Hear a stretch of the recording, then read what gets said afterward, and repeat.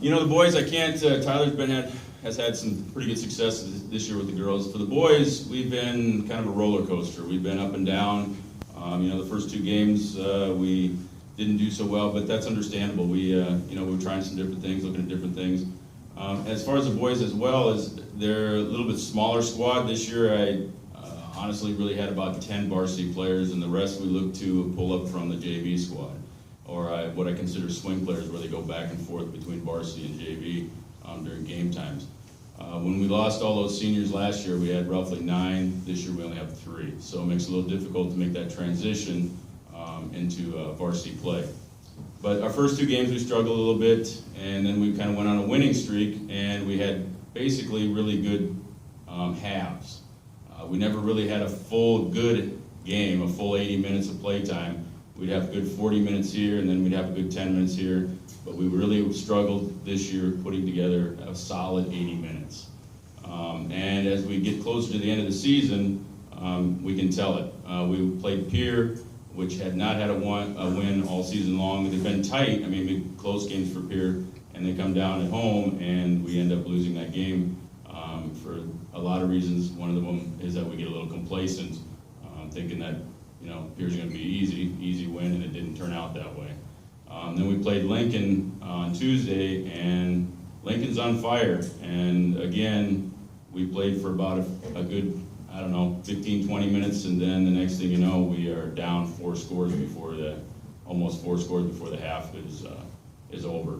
A lot of things need to be cleaned up this year. One thing that we've noticed as coaches is that we tried to instill quite a bit of teamwork, but we have quite a few players that still want to be individuals. And we all know that as an individual, that doesn't work so well as in a team effort. And in the end, you can play by yourself all you want, but in the end, it's the team that wins the goal or has the most success. So this year it's been, like I said, a little difficult mentally, overall for the players and the coaches this year. And the funny thing about it is, those 11 players, they got a ton of talent. They really could have done real well if they just stayed focused and played as a team and played for each other this year. And we just had too many breakdowns during the season. Now we have 1 game left. That's against Huron. Currently we're sitting at number 11. I'm not sure what'll play out if we lose to Huron. If we win to Huron, we're in. If we lose to Huron, we kind of leave it to chance for some things that happen with other teams moving up and down the ranks to allow us to get into playoffs.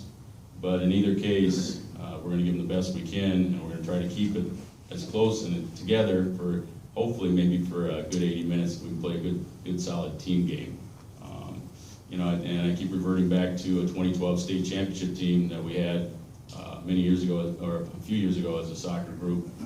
That team was less technical, less tactical, but one thing they did do very well in that 2012 team is they played with a lot of heart, and they played for each other. And sometimes you get the players to understand that it's sometimes not always the greatest thing, or the easiest thing, I should say. So that's kind of the boys' schedule. Hopefully we can get past Huron. Huron's number 6. They've been winning really winning well. They put a lot of high pressure up top. In other words, they got a lot of offensive play. Their defense is a little weak, we know that, but we got to be able to stop their offense in order to get the scores and get the win. So